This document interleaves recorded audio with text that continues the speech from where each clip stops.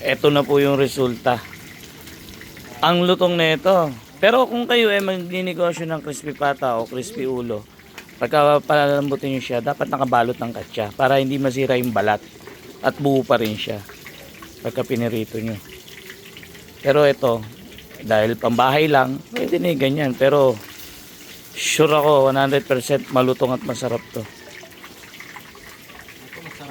Oo.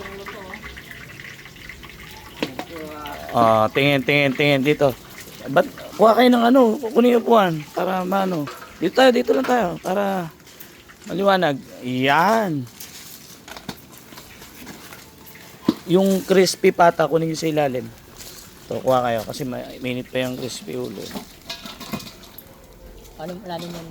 Anong planong gagawin? Tingnan natin kung ano, kung malutong. Hindi. Ito. Ayan.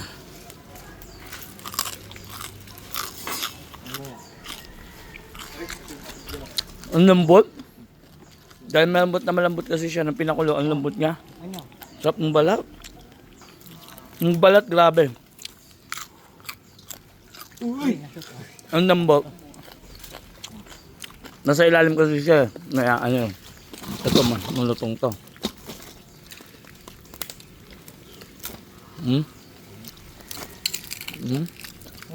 Lambot na. Pag malambot, di siya mahirap ngayon. Ito, sigurado malutong to. May tsura, oh. Kulang pa ng isang salang to, para mas masarap. Ito kasi mamantika naman ito, eh. Sarap ng lasa, no? Pero hindi sobrang lutong.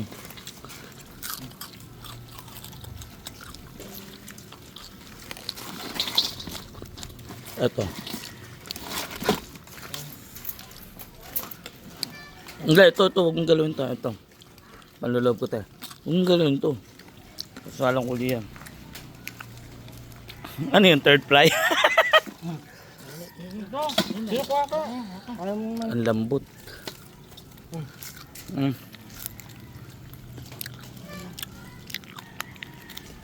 Ang lambot saka ang sarap.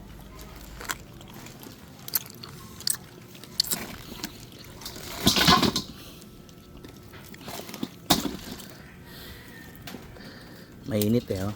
Pero pag lamig nito, napakalutong nito. Sarap.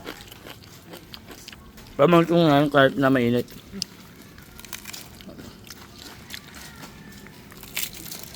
Pag lamig niyan. Ang sarap.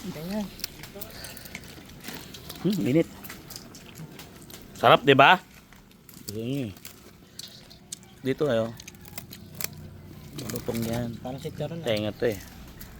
Kaya na yun daw, sa'yo lang.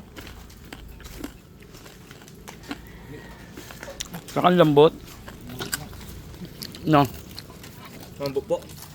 Ha? Malambot. Sarap. Oo. Malutong pa. Sarap ng lasa. Tama na, boy. Ulam po, eh.